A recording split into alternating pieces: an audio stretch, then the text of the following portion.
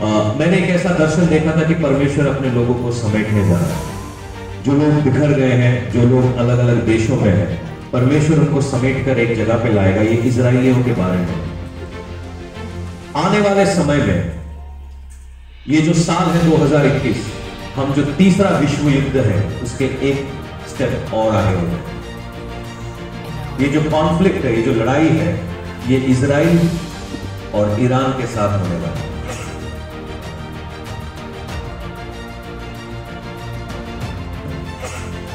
जिसको बाबिलोन बोलते हैं। बीच में कई सारे देश इसके हिस्से होंगे, जिसमें से जॉर्डन भी एक है, मिस्र भी एक है, लेबनान भी एक है, सीरिया भी। सीरिया के अंदर पिछले 11 साल से लड़ाई चल रही है।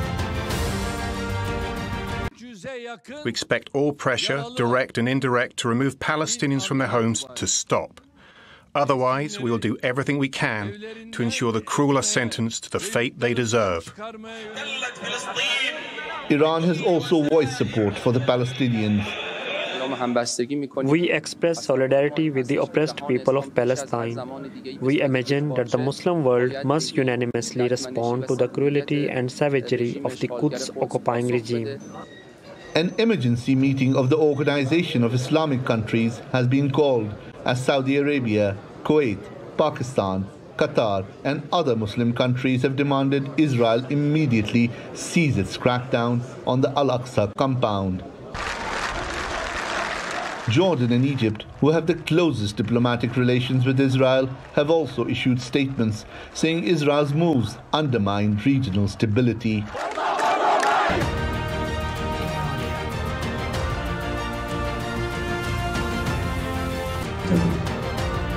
तो ये हाँ, आप सोचेंगे हमारे साथ इसका क्या मतलब है। ये एक और स्टेप होगा, एक और साइन होगा कि यीशु मसीह आने वाला है। हमारे में से हमारी एक बहन है सिस्टर दीप्ति, उन्होंने भी एक दर्शन देखा था और ये दर्शन उससे मिल रहा था, इसलिए मैंने उनको कुछ बताया नहीं था। उन्होंने देखा था कि जो नूह को परमेश्वर ने बोला था कि एक जैसे जब तक ये रेनबो रहेगा तब तक मैं इस दुनिया को पानी से खत्म नहीं करूँगा, मगर अगली बार जो होने वाला है वो आग से होने वाला है। सो ये जो 2021 साल है, ये हम देखेंगे मिडिल ईस्ट में मेजर गड़बड़ है।